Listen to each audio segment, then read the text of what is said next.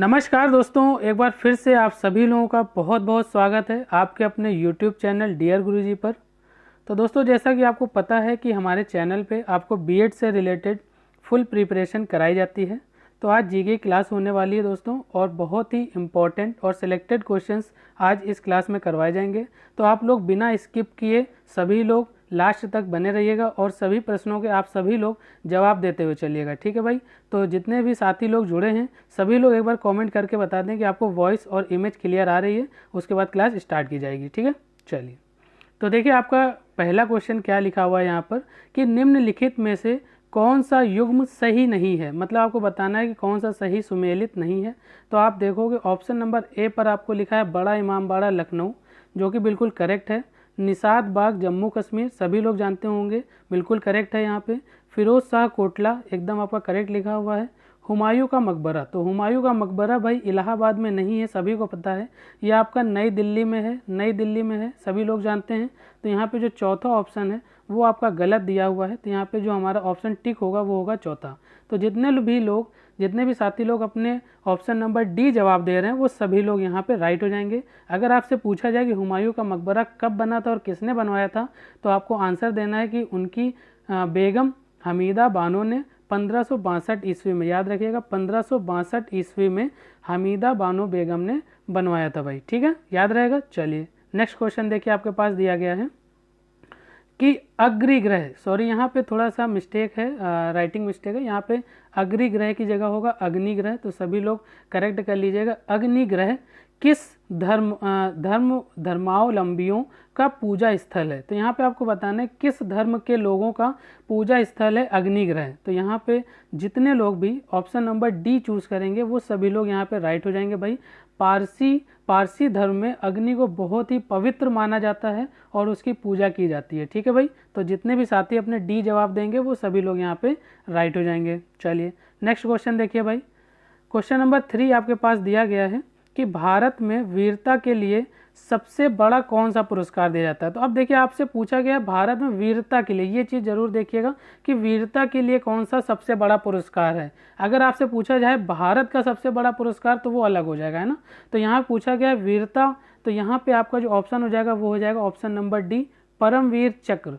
परमवीर चक्र भारत में वीरता के लिए सबसे बड़ा पुरस्कार होता है, जो कि मतलब कि नेवी, आर्मी, एयरफोर्स जो दुश्मनों से जो लड़ते हैं, मतलब कि जो भी सैनिक, तो जो बहुत ही अच्छा प्रदर्शन करते हैं उनको ये परमवीर चक्र प्राप्त किया जाता है। और एक चीज़ और ध्यान रखिएगा कि ये जो मतलब पुरस्कार है ये मरणोपरांत भी प्रदान किया जाता है भारत सरकार के द्वारा, ठीक है। अगर आपसे पूछा जाए प्रथम जो परमवीर चक्र किसे प्रदान किया गया था, तो याद रखिएगा सभी लोग, उनका नाम है मेजर सोमनाथ शर्मा। मेजर सोमनाथ शर्मा, इनको प्रथम जो परमवीर चक्र है वो प्रदान किया गया था, ठीक है। आई होप कि बहुत सारे साथी अपना इसका आंसर जानते रहे होंगे पहले से, जो मैंने बताया हुआ है।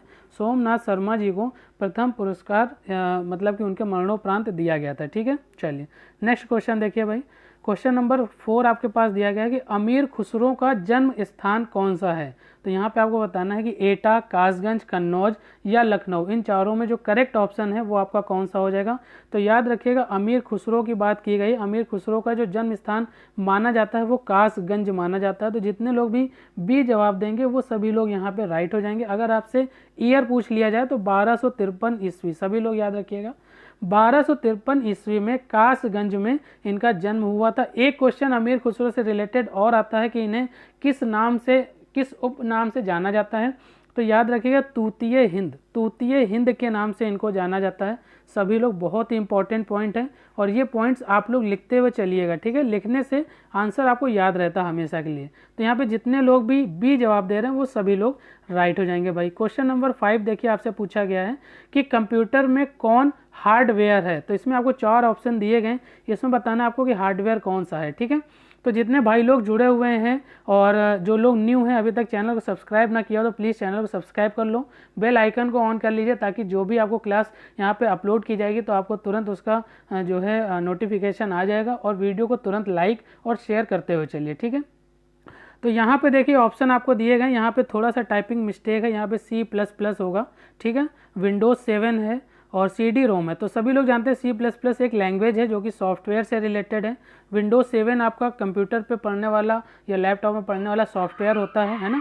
यहाँ पे CD रोम, यहाँ पे CD रोम आप देखोगे तो compact disc read only memory, इसका जो फुल नाम है compact disc read only memory, ये आपका एक हार्डवेयर होता है, ठीक है। डाटा कलेक्शन के लिए एक हार्डवेयर होता है कंप्यूटर में, ठीक है। तो जितने लोग भी ऑप्शन नंबर C जवाब देंगे वो सभी लोग यहाँ पे राइट हो जाएंगे। हार्डवेयर आपका CD रोम है, ठीक है। चलिए भाई, वेरी गुड। जितने लोग भी करेक्ट जवाब दे रहे हैं सभी लोग क्लास को बहुत अच्छे से लेते हुए चल रहे हैं, ठीक है। चलो भाई, यहाँ पे क्वेश्चन नंबर अगला आपसे पूछा गया है कि भारतीय संसद में कितने अंग हैं। भारतीय संसद में कितने अंग हैं। तो सभी लोग जानते होंगे, बहुत से लोग जानते होंगे भारतीय संसद में आपके 3 अंग होते हैं, ठीक है। सबसे पहला आपका राष्ट्रपति होता है, राष्ट्रपति होता है, उसके बाद आपका होता है लोकसभा, उसके बाद होता है राज्यसभा, ठीक है। लोकसभा और राज्यसभा। तो यहाँ पे आप देखना कि यहाँ पे एक चीज़ आप लोग सभी लोग याद रखिएगा कि लोकसभा को निम्न सदन बोला जाता है, राज्यसभा को उच्च सदन बोला जाता है, ठीक है। और अगर आपसे पूछ लिया यहाँ पे जो ऑप्शन आपका करेक्ट हो जाएगा वो हो जाएगा ऑप्शन नंबर B। अगर आपसे पूछ लिया जाए कि लोकसभा में टोटल जो सदस्य होते हैं वो कितने होते हैं, तो याद है 545, और राज्यसभा में पूछा जाए तो आपका 245, जिसमें लोकसभा में 2 जो इसके सदस्य होते हैं वो राष्ट्रपति द्वारा मनोनीत किए जाते हैं, और राज्यसभा में 12 सदस्य राष्ट्रपति द्वारा मनोनीत किए जाते हैं, जो कि साहित्य कला क्षेत्र में जो उत्कृष्ट होते हैं उनको ही इसमें चूज़ किया जाता है राष्ट्रपति के द्वारा, ठीक है। तो सभी लोगों को याद रहेगा। यहाँ पे पूछा गया था अंग कितने हैं संसद के, तो आपका जो ऑप्शन नंबर B है वो यहाँ पे राइट हो जाएगा, ठीक है।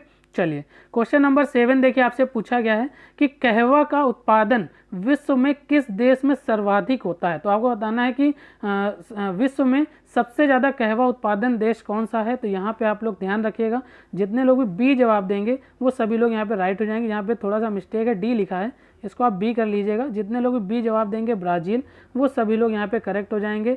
विश्व में सबसे ज़्यादा कहवा उत्पादन ब्राज़ील में होता है। अगर आपसे पूछ लिया जाए कि भारत में सर्वाधिक कहवा उत्पादन करने वाला राज्य, तो आपको आंसर लगाना होगा कर्नाटक, ठीक है। कर्नाटक लगाना होगा, ये आपका भारत में सर्वाधिक कहवा उत्पादन करने वाला राज्य है, ठीक है दोस्तों। चलिए, क्वेश्चन नंबर अगला देखिए, आपसे पूछा गया है कि मुख्यमंत्री की नियुक्ति किसके द्वारा की जाती है। तो यहाँ पे सभी लोग जवाब देते हुए चलेंगे कि मुख्यमंत्री की जो नियुक्ति है वो किसके द्वारा की जाती है। राष्ट्रपति, प्रधानमंत्री, राज्यपाल या विधानसभा अध्यक्ष। तो यहाँ जितने भी साथी लोग C नंबर ऑप्शन जवाब देंगे वो सभी लोग यहाँ पे करेक्ट हो जाएंगे। मुख्यमंत्री की जो नियुक्ति है वो राज्यपाल के द्वारा की जाती है, ठीक है। सभी लोग याद रखिएगा, मुख्यमंत्री की जो नियुक्ति है वो राज्यपाल के द्वारा की जाती है। तो जितने लोग भी C जवाब दे रहे हैं वो सभी लोग यहाँ पे राइट हो जाएंगे भाई।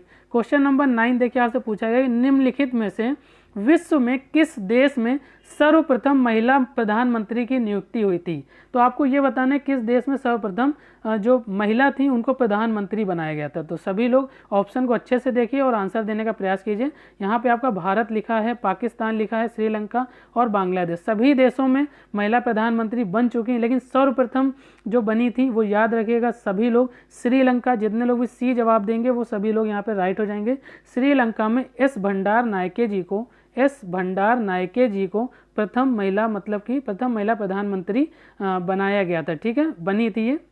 याद रखिएगा सभी लोग, बहुत ही इंपॉर्टेंट क्वेश्चन है। अगर आपसे पूछ लिया जाए भारत में प्रथम महिला प्रधानमंत्री, तो सभी लोग जानते होंगे इंदिरा गांधी जी का नाम। इंदिरा गांधी जी प्रथम महिला प्रधानमंत्री थी भारत की। अगर आपसे पूछ लिया जाए पाकिस्तान की, तो बेनज़ीर भुट्टो जी प्रथम महिला प्रधानमंत्री थी पाकिस्तान की। अगर आपसे पूछ लिया जाए कि बांग्लादेश की प्रथम महिला प्रधानमंत्री कौन थी, तो याद रखिएगा भाई खालिदा जिया, नाम याद रखिएगा सभी लोग, खालिदा जिया बांग्लादेश की प्रथम महिला प्रधानमंत्री थी, ठीक है, सभी लोगों को याद रहेगा। चलो भाई, नेक्स्ट क्वेश्चन देखो। क्वेश्चन नंबर 10 आपसे बोला गया कि असम विधानसभा में कितने सदस्य हैं। चलिए फटाफट से आप सभी लोग जवाब देने का प्रयास कीजिए कि असम विधानसभा में 125, 126, 127 या 128 कितने सदस्य होते हैं। तो सभी भाई लोग याद रखिएगा, जितने भी लोग जवाब दे रहे हैं B ऑप्शन वो सभी लोग राइट हो जाएंगे। 126 सदस्य होते हैं असम विधानसभा में। इसमें से एक चीज़ बहुत इंपॉर्टेंट है वो आप याद है, शेड्यूल कास्ट यानी कि अनुसूचित जाति के जो सदस्य होते हैं वो 8 होते हैं। और अगर आपसे पूछा है अनुसूचित जनजाति शेड्यूल ट्राइब्स, तो यहाँ पे 16 मेंबर्स होते हैं भाई असम विधानसभा में, ठीक है। बहुत ही इंपॉर्टेंट पॉइंट्स है, आप इनको लिखते हुए चलिएगा। चलिए क्वेश्चन नंबर 11 देखिए भाई कि भारत की राष्ट्रीय आय का प्रमुख स्रोत क्या है? तो यहाँ पे आपको बताना है भारत की प्रमुख स्रोत क्या है, राष्ट्रीय आय, नेशनल इनकम कौन सी है सबसे ज़्यादा जिससे प्राप्त होती है। तो भाई जितने लोगों ने अभी तक चैनल को सब्सक्राइब ना किया हो, चैनल सब्सक्राइब कर लो, बेल आइकन को दबा लो, वीडियो को लाइक और शेयर करते हुए चलिए सभी लोग। चलिए तो यहाँ पे जितने लोग भी जवाब देंगे भाई सेवा क्षेत्र बी ऑप्शन, वो सभी लोग यहाँ पे राइट हो जाएंगे। सर्विस के क्षेत्र में सबसे ज़्यादा इंडिया को इनकम होती है आपकी नेशनल इनकम, ठीक है, सर्विस से रिलेटेड। ये आपका बैंकिंग क्षेत्र या फिर जो भी सेवाएं प्रदान करने वाला क्षेत्र होता है वहाँ से इनको जो है आय प्राप्त होती है भाई, ठीक है। सभी लोग याद रखें, लगभग अगर आपसे पूछा जाए लगभग कितनी, तो लगभग 49%, लगभग 49% आपकी सेवा क्षेत्र से राष्ट्रीय आय प्राप्त होती है। चलिए तो यहाँ पे क्वेश्चन नंबर 12 देखिए क्या दिया गया है कि भारतीय रिजर्व बैंक की प्रथम महिला डिप्टी गवर्नर कौन थी? तो यहाँ पे देखिए भाई करेक्ट आंसर आपको बताना है कि प्रथम महिला डिप्टी गवर्नर, बहुत ध्यान से देखिए भाई, डिप्टी गवर्नर पूछा गया आपसे कि प्रथम महिला डिप्टी गवर्नर कौन थी। तो यहाँ पे आप देखिए भाई कंचन चौधरी भट्टाचार्य, केजे उद्देशी, रंजना कुमार या प्रतिभा आडवाणी। तो यहाँ पे आपको करेक्ट जवाब बताते हुए चलना है भाई। चलो भाई देखते हैं किसका किसका सही जवाब आता है यहाँ पे। तो जितने भी भाई लोग, जितने भी अपने फ्रेंड्स बी जवाब दे रहे हैं वो सभी लोग यहाँ पे राइट हो जाएंगे। केजे उद्देशी जी पहली महिला डिप्टी गवर्नर थी आरबीआई की, ठीक है, भारतीय रिजर्व बैंक की पहली महिला डिप्टी गवर्नर, ठीक है, याद रहेगा भाई। चलिए नेक्स्ट क्वेश्चन देखिए, क्वेश्चन नंबर 13 देखिए, आपसे बोला गया कि शून्य आधारित बजट तकनीक, शून्य आधारित बजट तकनीक किस देश की देन मानी जाती है, मतलब कहाँ पे इसकी शुरुआत हुई थी। तो यहाँ पे आपको बताना है संयुक्त राज्य अमेरिका, फ्रांस, ब्रिटेन या भारत। तो जितने भी साथी अपने संयुक्त राज्य अमेरिका ए ऑप्शन को चूज करेंगे वो सभी लोग यहाँ पे राइट हो जाएंगे भाई। शून्य आधारित बजट तकनीक, याद रखिएगा कि ऐसी तकनीक होती है जिसमें जिस क्षेत्र का प्रबंधक होता है, जो बजट पारित किया गया है वो कहाँ पे उसको व्यय करेगा उसकी पूरी जानकारी उसको देनी होती है भाई, ठीक है। तो ये इसकी जो शुरुआत थी वो यूएसए से की गई थी, ठीक है। इसकी कुछ क्षेत्रों में भारत में भी शुरुआत की गई थी लेकिन जो है उसको पूरी तरह से लागू नहीं किया गया था, ठीक है। चलिए क्वेश्चन नंबर 14 देखिए आपके पास दिया है कि भारत की कृषि भूमि का कितना प्रतिशत भाग सीवित, यहाँ पे सीवित नहीं होगा, थोड़ा सा आप सही कर लीजिएगा, यहाँ पे होगा सिंचित। तो सिंचित क्षेत्र कितना है भारत का ये बताना है। ये देखिए आपका ऑप्शन दिया हुआ 1/3, 1/4, आधा या संपूर्ण। तो यहाँ जितने भी दोस्त लोग अपने 1/3 जवाब देंगे वो सभी लोग यहाँ पे राइट हो जाएंगे भाई। 1/3 जो भूमि का प्रतिशत है वो सिंचित क्षेत्र है भारत का कृषि के लिए, ठीक है। चलिए क्वेश्चन नंबर 15 देखिए, आपसे बोला गया है कि भारत में हरित क्रांति का सर्वाधिक प्रभाव किस फसल पर पड़ा था। बहुत ही अच्छा क्वेश्चन है, बहुत से लोग इसका जवाब जानते होंगे। तो चलिए फटाफट आप लोग कमेंट बॉक्स में इसका जवाब पंच कर दीजिए भाई, गेहूं, मक्का, धान या ज्वार। तो यहाँ जितने भी दोस्त लोग अपने ए जवाब देंगे वो सभी लोग यहाँ पे राइट हो जाएंगे भाई। सबसे ज़्यादा जो प्रभाव पड़ा था हरित क्रांति का वो गेहूं पर पड़ा था, ठीक है भाई, याद रहेगा सभी लोगों को, बहुत ही इंपॉर्टेंट क्वेश्चन था ये, ठीक है। चलो भाई अब आपसे पूछा जाए, अगर इसी में क्वेश्चन आपसे पूछ लिया जाए कि हरित क्रांति के जो जनक थे वो कौन थे, तो आपको जो आंसर बताना है वो ये बताना है कि नॉर्मन बारलॉग, ठीक है, नॉर्मन बारलॉग कृषि एक वैज्ञानिक थे, इन्होंने हरित क्रांति योजना चालू की थी भाई, ठीक है। और सबसे ज़्यादा जो प्रभाव पड़ा था वो गेहूं पर पड़ा था। चलिए याद रहेगा भाई। क्वेश्चन नंबर 16 देखिए, पूछा गया आपसे कि वनस्पति विज्ञान बॉटनी के जनक कौन है। बहुत ही ईजी क्वेश्चन है, फटाफट से आप सभी लोग जवाब देने का प्रयास कीजिए। वनस्पति विज्ञान के जनक किसको माना जाता है, अरस्तु, डार्विन, थियोफ्रस्टस या कैरोलिस लीनियन। देखते हैं भाई किसका किसका सही जवाब आता है यहाँ पे।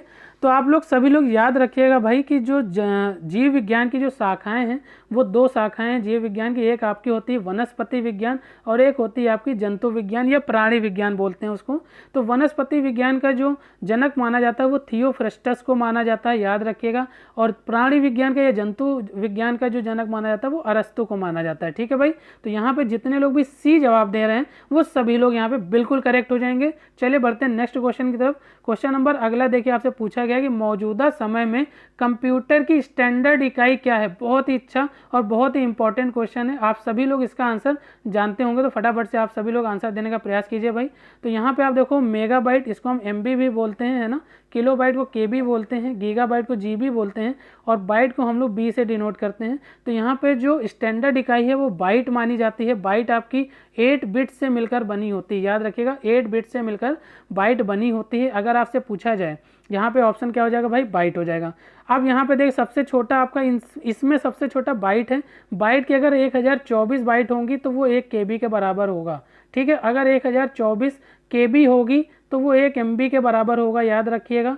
और अगर 1024 MB होगी तो वो 1 GB के बराबर होगा। सभी लोग याद रखिएगा, बहुत ही इंपॉर्टेंट पॉइंट्स हैं, इसको आप लोग नोट करते हुए चलिएगा, ठीक है। चलिए नेक्स्ट क्वेश्चन देखिए भाई, क्वेश्चन नंबर 18 आपसे पूछा गया है कि एक CPU की क्षमता किस में मापी जाती है। CPU की जो क्षमता होती है वो किस में मापी जाती है।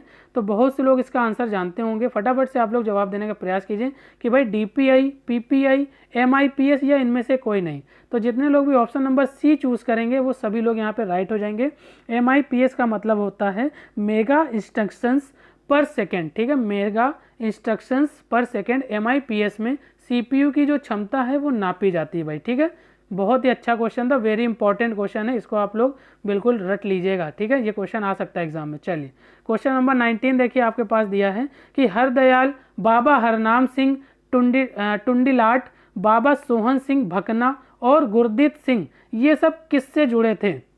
तो यहाँ पे ऑप्शन आपको दिए गए, इंडिया इंडिपेंडेंस लीग, नौजवान भारत सभा से, गदर आंदोलन से, अकाली दल से। तो यहाँ अकाली आंदोलन, तो यहाँ पे आप लोग जो आंसर लगाएंगे, जितने भी लोग ऑप्शन नंबर सी को चूज़ कर रहे हैं वो सभी लोग यहाँ पे राइट हो जाएंगे भाई। इन सभी के नाम गदर आंदोलन से जुड़े हुए हैं भाई, ठीक है। याद रखिएगा सभी लोग, बहुत ही अच्छा और बहुत ही इंपॉर्टेंट क्वेश्चन है। इस क्वेश्चन को आप लोग नोट कर लीजिएगा।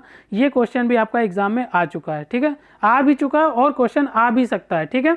अगर आपसे क्वेश्चन पूछ लिया जाए कि भाई गदर पार्टी की जो स्थापना हुई थी वो कब हुई थी, तो याद रखिए भाई 1913 में गदर पार्टी की स्थापना हुई थी। अगर पूछ लिया जाए कहाँ हुई थी भाई, तो यूएसए में सैन फ्रांसिस्को में, ठीक है, यूएसए के सैन फ्रांसिस्को में गदर पार्टी की स्थापना 1913 में हुई थी। किसके द्वारा हुई थी, तो जो सबसे पहला नाम लिखा है हरदयाल, इनके द्वारा हुई थी, ठीक है भाई। लाला हरदयाल इनका पूरा नाम है, लाला हरदयाल के द्वारा की गई थी। चलिए नेक्स्ट क्वेश्चन देखिए आपसे पूछा गया है कि निम्न में संयुक्त राष्ट्र की कौन सी कार्यकारिणी भाषा है, मतलब कि यूएन में प्रयोग होने वाली कार्यकारिणी भाषा कौन सी है। तो यहाँ पे आप देखिए फ्रेंच, स्पेनिश, अरबी या चीनी। तो यहाँ जितने लोग भी ऑप्शन नंबर ए चूज़ करेंगे वो सभी लोग यहाँ पे राइट हो जाएंगे भाई। इस क्वेश्चन में काफ़ी लोगों को कन्फ्यूज़न होता है क्योंकि जो यूएन के द्वारा मनोनीत की गई या आप कह सकते हैं अप्रूव की गई भाषाएँ हैं वो चारों भाषाएँ आपकी हैं चीनी,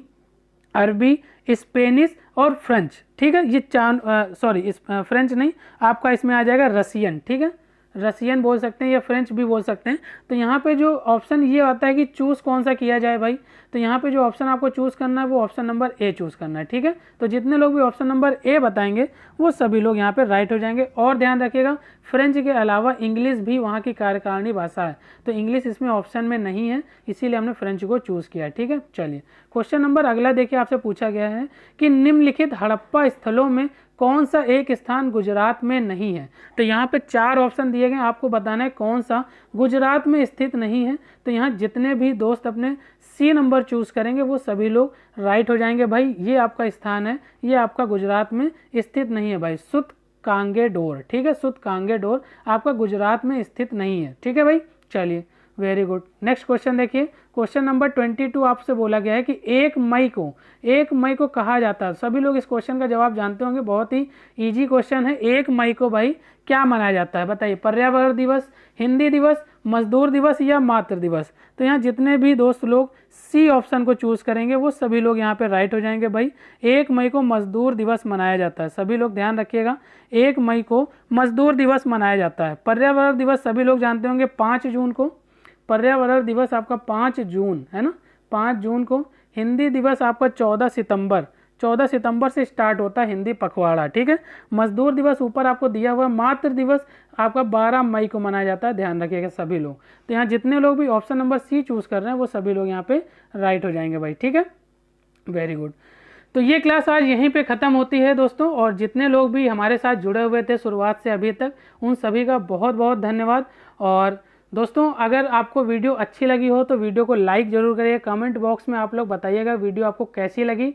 और हमारे सेकंड चैनल का आपको लिंक डिस्क्रिप्शन में दिया हुआ है, तो आप लोग प्लीज़ उस चैनल को भी सब्सक्राइब कर लीजिए। टीचिंग अड्डा दीपक सर के नाम से जो हमारा सेकंड चैनल है वो आपको लिंक में दिया हुआ है डिस्क्रिप्शन में, तो आप वहाँ से चैनल को सब्सक्राइब कर लीजिए। वहाँ पे भी इंपॉर्टेंट क्लासेस आपकी आती रहती हैं, तो आप उन क्लासेस को भी ले सकते हो। ठीक है, मिलते हैं नेक्स्ट वीडियो में, तब तक के सभी लोगों को बाय बाय, टेक केयर।